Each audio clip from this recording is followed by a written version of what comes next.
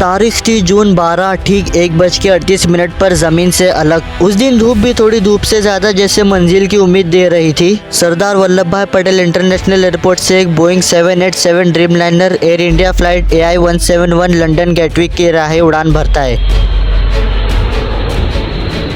मौसम बिल्कुल साफ और उड़ान के लिए बेहद सुखद था, पर कोई नहीं जानता था कि इस उड़ान में किस प्रकार का भयंकर दृश्य प्रकट होने वाला है। लेकिन बस 60 सेकंड, एक चोट नहीं, एक मेडे सिग्नल एयर ट्रैफिक कंट्रोल तक पहुंचता है। अल्टीट्यूड सिर्फ 625 फीट थी, पर लैंडिंग गियर अभी तक खुलना ही था। हर चीज़ ठीक होती जैसे फिल्म में थ्रिलिंग क्लाइमैक्स, पर यह सिर्फ ट्रेलर था।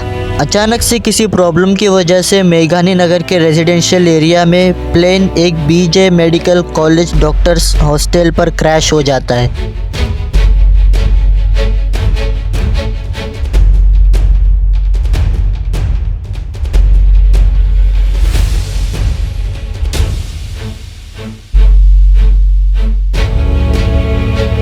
वीडियो में साफ दिखता है कि पायलट अपनी तरफ से पूरी कोशिश करता है प्लेन को ऊपर ले जाने की, लेकिन असफल रहता है। अचानक एक आग का गोला, धुंध का कौवा आसमान तक फैला जैसे अंधेरों में उजाले का रेज। रिपोर्ट्स के मुताबिक 204 से ज्यादा लोगों की मौत हुई, जो हो सकता ग्राउंड पर भी थे।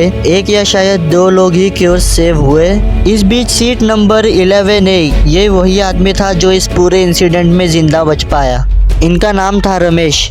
बचने के पीछे का रीज़न था, रमेश ने सीट 11A बुक की थी एक इमरजेंसी एग्जिट के बिल्कुल पास, जो नोस प्लेन के आगे इकोनॉमिक क्लास में था। उस प्लेन ने 30 सेकंड्स के बाद क्रैश किया। रमेश ने कहा कि उन्होंने एक तेज धमाका सुना, फिर सब कुछ गायब हो गया। उसके बाद वो बेहोश भी हुए और जब होश आया तो वो व्रेकेज के बीच से उठे, रनिंग शूज पहने और एस्केप किया। एक एम्बुलेंस वॉलंटियर ने तब पिकअप किया। जैसे ही प्लेन गिरा, लोगों के चेहरों पर डर और हैरानी का सनराज छा जाता है। ललटे झिलमिलाते हुए army, NDRF, CRPF, fire brigade सब वहां पहुंचते हैं। पुलिस और DNA स्क्वाड्स ताज़ा खबर के लिए आसपास हेल्पलाइंस। दर्द और शौक का माहौल छा गया। सुप्रीम इमरजेंसी के दरमियान सभी लोगों ने शौक व्यक्त किए। क्या आपने कभी सोचा है कि जब बोइंग 787 अपने एडवांस सेफ्टी के लिए वर्ल्ड भर में मशहूर हुआ था, तब किसी ने सोचा भी नहीं था कि एक दिन ये सबसे खौफनाक क्रैश का हिस्सा बनेगा। इस भयानक दुर्घटना ने सभी को कैसे हैरानी में डाल दिया। फैमिलीज तक तिलमिली, कंप्लेंट और कंपेंसेशन के वादे। टाटा ग्रुप ने ₹1 करोड़ हर फैमिली को देने का प्रॉमिस किया,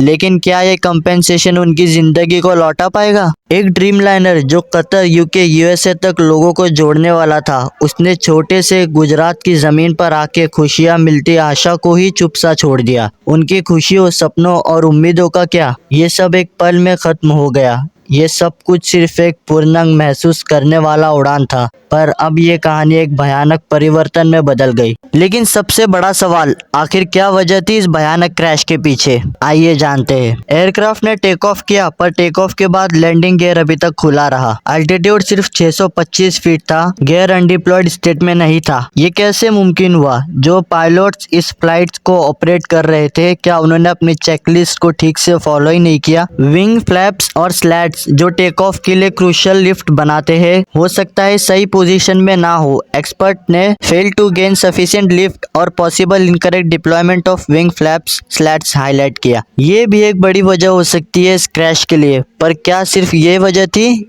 या इसके पीछे कुछ और था? क्रैश एक कॉम्बो लगता है, mostly configuration mistake plus aircraft operating in tough environment. Pilots या सिस्टम्स ने शायद टेक ऑफ चेकलिस्ट को सही से फॉलो ही नहीं किया, जिससे लिफ्ट रिक्वायर्ड नहीं मिल पाई। इस घटना को देखा जाए तो ये पता चलता है कि एविएशन इंडस्ट्री के लिए ये एक वार्निंग साइन है। क्या हम न्यू टेक्नोलॉजी पर ज्यादा भरोसा करने लगे, जबकि बेसिक चेक्स को देखना है नहीं भूल गए? क्या हमने रोलर कोस्टर की तरह एविएशन को रिस्की बना दिया है? एविएटर्स और कोल्ड हार्ड फैक्ट्स के अनुसार कोई भी सड़क, रेलवे या एयर रूट इतना सेफ्टी कहाँ है जब तक उन्हें सही तरीके से ऑपरेट नहीं किया जाता। यही वजह है कि ये एक्सीडेंट इतना खौफनाक हो गया। क्या किसी ने सोचा कि ये टेक्नोलॉजी आखिर क्यों आ सकती है जब तक कि इंसानी एरर्स नहीं बनते? लेकिन मैकेनिकल फॉल्ट और बोइंग्स फ्लीट हिस्ट्री भी एक पहाड़ बना रहा है। फुल पिक्चर क्लियर होने के लिए ब्लैक बॉक्स एनालिसिस ही की है। और इन सब के बीच ब्लैक बॉक्स की कहानी भी तो सुनानी है। ब्लैक बॉक्स वो छोटी सी डिवाइस है जो कि प्लेन में महत्वपूर्ण डेटा रिकॉर्ड करती है। ये पायलट के मामले में कुछ बुनियादी घटना सुनाता है, जिससे हमको पता चलता है कि सब कुछ कैसे था क्रैश से पहले और किस वजह से हम यहाँ तक पहुँचे।